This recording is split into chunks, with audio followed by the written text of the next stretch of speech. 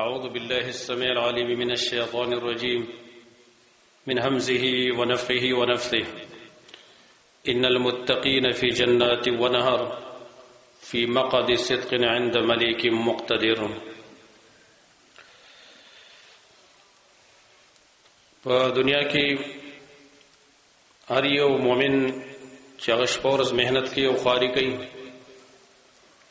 دغه دو مقاصد وي. یو مقصد هغه دا وي چې قیامت کې کوم عذابونه الله تیار کړی دي د مجرمانو د پاره چې دغه نه خلاص شم، او دویم مقصد دا وي چې د الله رضا ملاوي شي او د الله د رضا په نتیجه کې بیا موږ ته نعمتونه ملاوي شي چې کوم الله د مؤمنانو د پاره تیار کړی دي. او وجه دا ده چې په آخرت کې کوم نعمتونه الله د خپل بندگانو لپاره تیار کړی دي ناغه د انسان د عقل له بهر دي. دنیا کې چې کوم نعمتونه دغه بیان مونږ ته کی په قران سنت کې د جنت داسې په تور د مثال باندې بیانېږي. رسول الله صلی الله علیه وسلم فرمایلی دي چې الله فرمایي حدیث قدسی دی اعددت لعبادي الصالحين ما لا عين رأت ولا اذن سمعت ولا خطر على قلب بشر. ما د خپل نیکانو بندگان د پاره هغه څه تیار کړی دي چې نسترګو لیدلې دي، نه وګونه اورېدلې دي، نه د چا په زړه کې تیر شوي دي. د انسان د عقل نه غباله تړ دي. بیا په جنت کې د مؤمنانو د پاره الله الته محلات تیار کړی دي، بنگلې ول تیار کړی دي، لکه څنګه چې د صحابه کرامو د غي د بازي بنگلو ذکر راغله دي او حدیث مشهور تاسو اوریدلې دي. رسول الله صلی الله علیه وسلم فرمایي چې زه جنت ته داخل شوم، ما وکتل یو محل دایمه ته یو جنینا صدا او دس کی، ما تاسو کو دا بنگله د چا ده؟ راته ویلې شو لرجل من قریش، د قریش د یو سړی دا. ما ویل څوک دی؟ ویل عمر ابن الخطاب رضی الله عنه. نبی صلی الله علیه وسلم فرمای ما اراده وکړه چې زه د جنت ته د بنگلې ته ور داخل شم، لیکن د عمر غیرت را پیاد شو چې ډیر غیرتی سړی د نبی ته پښا شوم. عمر ابن الخطاب رضی الله عنه پاټیم کې ډیر وجړل، ویل یا رسول الله علیک اغارو پتا باندې به غیرت کومه. نو دغه رنګي کم بنگلې چې د عمر د پاره تیاریږي، کمی بنگلې چې د ابوبکر د پاره تیاریږي، کم بنگلې چې د عثمان او د علی او د نور صحابه کرامو د پاره تیاریږي رضی الله عنهم اجمعین. هغه بنگلې د مؤمنان روس دور کې ځان له حاصلولې شي، ځان له تیارولې شي، لیکن د هغه د پاره څه اعمال دي، د دې د پاره څه کارونه دي. هغه کارونه سړی اختیار کینو هغه محلات دی د پاره تیارې دلې شي، زمنګ د پاره تیارې دلې شي. نن زمنګ موضوع ده کوم اعمال دي چې پای باندې د انسان د پاره په جنت کې کور جوړي، یلته محلات په حاصلېږي، الته په انسان د پاره بنگلې جوړي. هغه ډېر شي دي. منګه سره دلته یو څه ذکر کوم د وخت په مناسبت سره. اول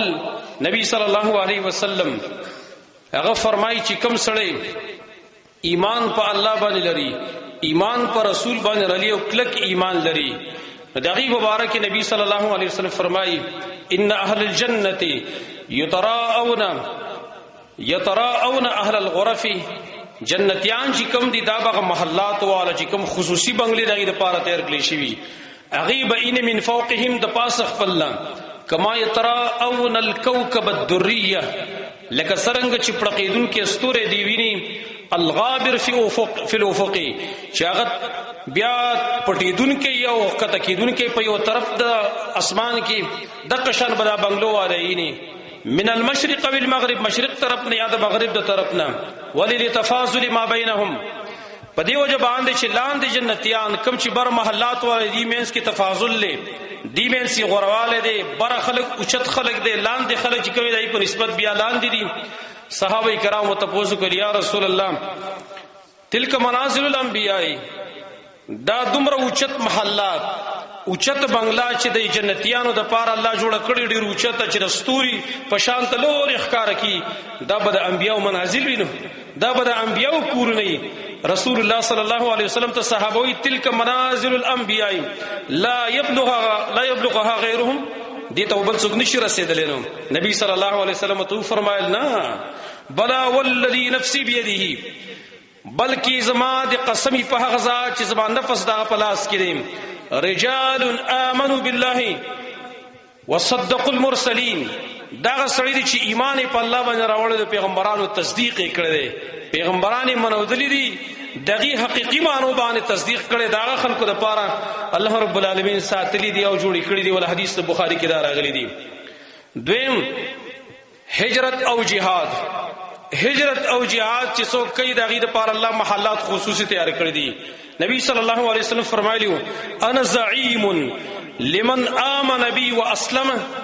ز ذمہوارم دا چا د پاره چې ایمان راوړي او دارنګي اسلام راوړي وهاجر او به هجرت وکي نو بل روایت کې داسې دي وجاهد جهاد وکي ببيت في ربز الجنه وببيت في وسط الجنه وببيت في اعلى الغرف في اعلى الجنه زور د جنت زمواري کوما خود کم کور په جنت کې ور د کور زمواري کوم چې هغه به یو سیټ دی یا پمنس کی یا به اوچت پوری دا درجات د مجاهدین دي کنه چې کله مجاهدین اغي جهاد کې دی په مرتبه کې فرق دی بعضی مجاهدین به اخلاص تغیل کمی جو اغي ته بر جنت په یو سیټ کې کور ملاويږي د بعضی به ایمان به لګ ور پسینو اغي ته بر جنت په منس کې کور ملاوي د بعضو به اعلی جو اغي ته 75 کې کور ملاويږي نو الهجرت والجهاد هجرت او جهاد چې څوک نه اغي لپاره الله محلات تیار کړی دي په جنت کې بل سبب چې پای باندې محلات حاصلېږي هغه د الاطعام لین الکلام تتابع الصوم صلاة الليل درې خبرې دي آسانه دا څوک الله ولا په جنت کې کور جوړي جنت کې ول الله محل جوړي خوراک ورکی مسکین ته فقیر ته نرم خبرې کوي پر لپسې روزي نیسي او د شپې مونږ کوي نبی صلی الله علیه وسلم فرمایي ان فی الجنه غرفا په جنت کې څه بنگلې دي یرا ظاهرها من باطنها دومره شفاف دي دومره صفا دي ظاهر د باطن نخکار کیږي باطن د ظاهر نخکار کیږي دنه د بهر نو بهر د دن نخکار کیږي نبی صلی الله علیه وسلم هغه فرمایي اعدها الله دا محلات دغه بنگلې الله تیاری کړی دي لمن اطعم الطعام هغه چا د پاره چې هغه خوراک ورکړي خلکو ته مسکین ته خوراک ورکړي فقیر ته خوراک ورکړي مسافر ته خوراک ورکړي کم چې ضرورتمن خلک دي دغه د خوراک سکا کې تنظیم کوي زمانو د خوراک ورکولو کې ډیر فواید دي او مسکین ته خوراک ورکول په دې باندې الله ډیر زیات خوشاليږي مسکین محتاج دی مسکین چې دغه د زړه نه تاسو دعا راخیږي لمن اطعم الطعام کم کس خوراک ورکړي وعلان الكلام او بل هغه کس چې نرمي خبرې کوي ابي شد پاره چا څه خبرې کوي نرمي خبرې کوي پوښوي نه کوي سخت خبره چاته نه کوي وعلان الكلام وتابع الصيام پیدر پی روزی سی پیدر پی مسلسل روزی نیسی پمیاش کې درې روزی نیسی یا یو ورځ روزه کی بل ورځ بوزه کی یا هر پیرو جمعرات روزه کی دا تتابع الصيام دې پر لپسې روزی نیسی وصلى بالليل والناس نيام او بل شپې مونږ کوي چې خلق ودوي دی الله تعالی وی دا کارونه چې څوک کوي دې لپاره الله دقه بنگلې تیاری کړی چې دومره شفاف دي چې ظاهر د باطن نخکاره کی باطن د ظاهر نخکاره کی امام احمد ابن حبان دا حدیث نقل کړي به اسناد حسن څلورم سبب دی انسان بچي چې کله وفات شي در پار الله بنگلې تیاری کړی دی انسان بچي چې کله وفات شي معصوم وفات شي دی په صبر وکي نبی صلی الله علیه وسلم فرمایي کله چې د یو انسان معصوم هغه وفات شي او ملائک تسا واخلي نو الله رب العالمین ملائکه ته وایي قبضتم ولد عبدي تاسو زما د بنده بچي هغه وفات کوم غستو هغه وته او بیا وته قبضتم ثمرة فؤاده تاسو داغه د زړه می واغستله داغه د زړه ټوکړم واغستله نه وته او یا الله مخ ته قبضه کړه نه الله وته ماذا قال عبدي زما بنده څو ویل په دا ټیم کې چې کله تاسو را ماشوم واغسته او قبضم کړي وفاتم کو نغي وته وي حمدک واسترجع الحمدلله ویل انا لله و انا الیه راجعون وی صرف دا دو کلمات دي الحمدلله او انا لله و انا الیه راجعون. الله رب العالمین فرمایي ابنو له بیتا جوړ کړي د پاره یو کور فی الجنت په جنت کې کور له په جنت کې جوړ کړي وسموه بیت الحمد او هغه کور ته نوم ورکړي د بیت الحمد چې دا کور د حمد او د ثنا دی. کم کس چې دا صبر وکړي په معصوم په وفات باندې الله رب العالمین بل په جنت کې کور جوړي. پنځم سبب اداء السنن الرواتب کم منزونه چې د عین مخ کې ارست سنت مؤکد راغلي دي دا په اهتمام سره کول څوک چې د حفاظت کې اهتمام د دې کې الله رب العالمین ول په جنت کې کور جوړي. صحیح حدیث کې راغلي نبی صلی الله علیه وسلم فرمایي من صلى في يوم وليله 12 ركعه چا چې په ورځ او په شپه کې 12 رکعات منځ کو 12 رکعات بن الله بني له بيت في الجنه الله بول بجنه کی کور جوړ کی حدیث ترمذی کې راغلی دی. هغه کم دی سلور رکعات مخکې د ماسپخین راغلی حدیث الفاظ دی سلور رکعات د ماسپخین د مانځنه مخکې دو روستا دو د ماخام نه روستا دو د ماخصتن نه روستا او دو د سحر نه مخکې دا چې چا وکړه دا سنت مؤکد دی نبونی له بیت فی الجنه جنت کې بول الله کور جوړ کی. دا خو آسان کار دی لیکن که څوک اهتمام وکي لګو. وم سبب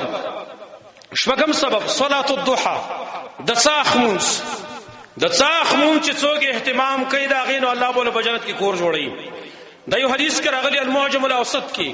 امام طبرانی نقل کړی شیخ البانی رحمه الله سلسله الحدیث صحیح کې وسنده حسن روایت ته نبی صلی الله علیه وسلم هغه فرمایي من صلى الضحى 4 شاچر صاف سلو رکعات منځ کو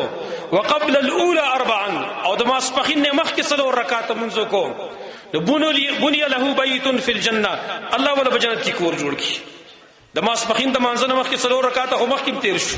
لیکن دا غي سره د صاف سلو رکعات منځ کا الله ولا بجنت کی کور جوړ کی. او بل حدیث کی بل فضیلت هم راغله دی حدیث مسند احمد کې راغلی نبی صلی الله علیه وسلم فرمایي چې الله فرمایي یا ابن آدم اے زویر آدم صلی لی 4 رکعات من اول النهار اکفک آخره اے زویر آدم ما د پارا د ورځې په اول سر کې سلو رکعات منځ کا زبستاره پارا د اخره پوری پوره شم اخر د ورځې پوری بزستاره پارا پوره شم. لیکن د حدیث کې وسره خصوصي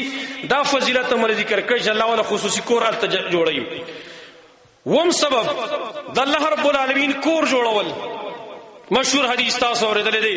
من بنا لله بیتا بنا الله له بیتا فی الجنه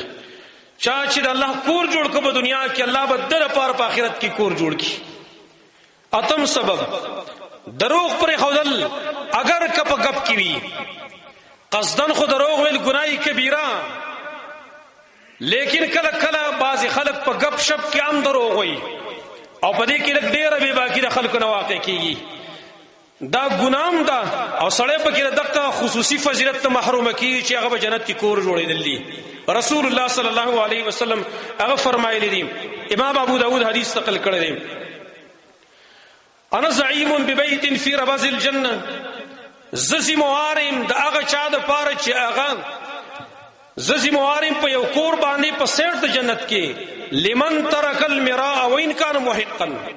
کم سړی چې جګړه پری دی اگر کده په حق باندې دی یو سړی د سره جګړه کوي دغه په حق دی حق در سره ور سره دی لیکن دې بیا موجي بس الله تماتا الله تمیا والا کړی اورو رسول بده جګړه کوم نه لکه څنګه چې دار صحابه کرامو دغه طرز عملو سړی به عیسی الله ته پرې خو دو. سید ابن زید واقع مون بار بار ذکر کړي وکړي چې خزه به داوا کړي وا وستاره کو باغ چې د زماده هغه بزتا ته پاتې ویل او خیره او تسر باټینګ کې وکړي لمن ترک المراء وان كان محقا اگر که په حق باندې خو جګړه دې پرې خو دلا نو نبی صلی الله علیه وسلم ویسوسی موارم زو چې د جنت په یو سیټ کې ستاره پاره یو کور وي و ببیت فی وسط الجنه او زسی موارم دا چا د پاره زسی موارم په میز د جنت کې په یو کور باندې لمن ترک الکذب وین کان مازحا هغه چا د پاره چې هغه دروغ پری دی اگر که بغب کی کبه غب کې دروغ پرې خودل نبی صلی الله علیه وسلم وي د جنت په منځ کې ستاره پاره د کورز زموارم تاسو ته تاسو کوم چې رسول الله صلی الله علیه وسلم چاله زمواري والی هغه دروغ کېدلی نشي کېدلی په غب کې دروغ مې وا غب شپ ټیک دا په خپل زبانه د جواز په درجه کې لري ډیرواله په کیندې په کال کې کله کله سره غب لګولې شي رسول الله صلی الله علیه وسلم لګولې صحابه کرامو لګولې لیکن ډیر خلک داسي چې هغه خپل غب شپ خېسقي په دروغ باندې یو بس مسخره کړي بل پسې مسخره کړي او پای کې دروغ بیا شاملې د دې نعمت نه ګره سړی محروم کیږي د رسول الله صلی الله علیه وسلم د دې ذمہوارین هغه بیا سړی دغه کیږي د سړی محروم کیږي نهم سبب حسن الخلق د چا چې اخلاق خسته اخلاق والا د دې لپاره نبی صلی الله علیه وسلم د جنت خصوصي تذکرہ کړی دا نبی صلی الله علیه وسلم دقه حدیث ابو داود کې دا فرمایلی دی وانا زعیم ببیت فی اعلی الجنه دا بګړې اوچته مرتبه زسی موارم په یو کور باندې په اوچت طرف د جنت کې اعلی طرف د جنت کې لمن حسن خلقه دا چا د پر چې اخلاقی مزداری اخلاقی خستی دا ور جامع د ټول صفاتو لپاره دی د چا چې اخلاق خستی هغه جګړې نه کوي د چا چې اخلاق خي هغه دروغ هم نه وي وره دا ځکه اعلی طرف د جنت کې بدته کور الله جوړي ولا کور وته ملاويږي نهم سبب چې د جنت بنگلې په خلکو ته ملاويږي هغه د زیارت المؤمن وعیادته د یو مؤمن ملاقات ته ځي یو مؤمن بیمار شوی دی دغه تپوس لته ځي نبی صلی الله علیه وسلم فرمایي اذا عاد الرجل اخاه او زاره کله چې یو سړی د خپل ورور مسلمان دغه تپوس لاړ شي بیمار پورسې لاړ شي بیمار شوی دی او زاره یا سی ملاقات لاړ شي چېر زموږ یو ورور مسلمان دی مؤمن دی نیک سړی دی راځي ملاقات له ورزو او ملاقات له ال لاړ شي نقال الله تعالی الله ته په دغه ټیم کې وایي طبت وطاب ممشاکا ته په خپل باندې ډیر مزدار او ستا دا مزلم ډیر مزدار وتبوأت منزلا فی الجنه او ځان د پاره د جنت کې ځای تیار ک ځان د پاره د التا ځای تیار کو زمانو لسم سبب ایو حدیث کراغله دی شیخ البانی رحمه الله هغه په د صحیح ترغیب کې او ته صحیح ویل دي بعض علماء په کلام کړی دي هغه دا دی نبی صلی الله علیه وسلم هغه فرمایي من صد فرجه فی الصف چا چې په صف کې خالی ځای بند په صف کې په مسجمه کې صفونه تیار دي پای کې خالی ځای دی او دا چا بند ک پای کې معمولی ځای دی من صد فرجه کې معمولی سوریتا من صد فرجه فی الصف بني له بیت فی الجنه معمولی ځای په صف کې دا بند ک او نږدې شوی سړی ته الله بدله بجنت کې کور جوړ کړي خصوصي کور بدله جوړ کړي معلومه شوا کم سړی چې هغه په صف کې قصدن ځای پریدي قصدن په کې ځای پریدي دغه کور نه محروم دی دا کور ته ډول میراویږي نه لکه بعضی خلک ای برناقه صف کې بدسه ولاړی سره لکه تبه جدا چرته دښمنی د ما سره پلار دی ولا وجلې رور دی ولا وجلې دی چرته دومره بلرستانه ولاړی کې خپل ور نږدې له جزانه د کارو کوته او خپل چې سره ته ولګي ته چې خالصه کوي چې پستن دی اوس کونډلته د سی بدن راخبو تختی او دومره نه پويږي او زغه علماء ته حیرانم چې کوم علماء حدیث مطالعه کوي او به دومره ستر کې پټي چې دا حدیث کو کم سے کم د خلکو ته بیان کوي کنه لګا د خلکو ته خلکوي وای کنه چې سپونو کې خالصه مپرې دی سپونو کې نږدې ودرېږي یو بس رخ په جوخته کوي دا حدیث چاره پاره دی دیو ته چې حدیث بیان کی وای نه د حدیث مطلب دا چې سب سیده کوي خپې او ځکول پکې نه دی راغلی وای دا فرجتن څه ته ویل کېدلی شي فرجتن په معنا باندې مونږ کوی کوي دا فرجتن څه ته ویل کېږي فرجه ویل کېږي خالص دی ویل کېږي خالص یې باندې کې الله د جنت کې کور جوړي زمارو دا اسباب دي د دې لږ اهتمام کول پکاري لږ کوشش لري کول پکاري په دې باندې کار نه کیږي چې سبب زب خپل خواهش پرستیم کوم زب عيش معاشم کوم زب شرابونو کبابونو مسکما او سه جنت کې مال کورونم جوړيږي پرهیز دې سام پکار دی ګوره ها پرهیز و سلام کې دا کارونه دی وکړه خو پرهیز و سلام کوا ولې دا خو دوی د کړیو قسم الله ډاکټر چې تاسو دوی ولې کې چې دا دوی به استعمالي خو پرهیز مسلکی ګوره چې دا شینه بنه خوري ګوره اوس یو طرف ته سه بستا سینه خراب ده ډاکټر د توي چې یاره جی ګوره ډیر یخي وبنس کی بوتلې بنس کی دا دوی به اوري او تسه بال ته غوړي ورجی مخره د پسه دی عمره پرې وځي به هغه دوی چې تفریدا وکړ وکي په ایمان ودا کار کوي نه دا اسباب دا چې ته استعمال کې او په دې باندې تا ته جنت کې کور ملاوي غاله به ملاوي چې پرهیز مسره وکي دا نه چې ته موبایل در اغستلې د ماسپخینو نمخ کې او ماسپخین نوروسته او د ماخام نوروسته او د ماسوتن نوروسته او د سحر نمخ کې دغه سنت ور دي اهتمام هم کې او چې اراسي مال په جنت کې کور جوړيږي او موبایل کې کولاو کړی د انډیا فلم دی سٹاپ کټ سٹارټ کړی دا به تاسو ملاوي شي او یاد آتا ته ملاويږي اول ته راخته شي د چرسو په چټه باندې د چرسو په چټه باندې راخته شوی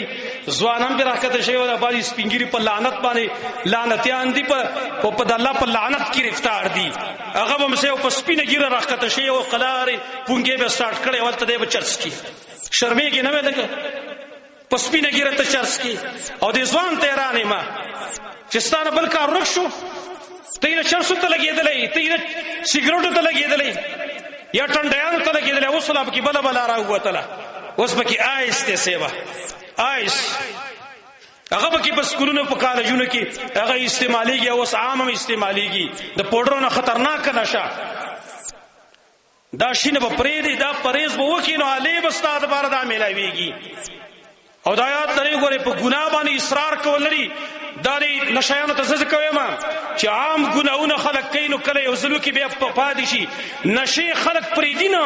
نشي مسلسل خلق کوي او کله چې سړی په ګناه باندې همیشګری کوي نو دا یاد لري علما دا لیکلي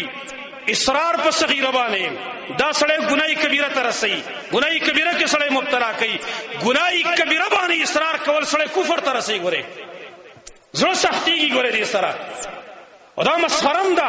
نشیان چې کله نشیان اکثر چې دا نشي کوي نو ګوره توبه نو باسي ښا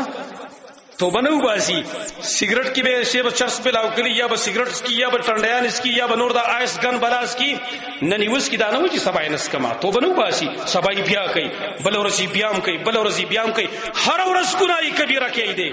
چار ورځ ګناي کبیره ته کینو ته کفر ته نه رسیږي او دا هم یاد لري امام ابن القیم رحمه الله فرمایلی دي مخکې مونږ ویلو کم سړی چې د نشي عادت لري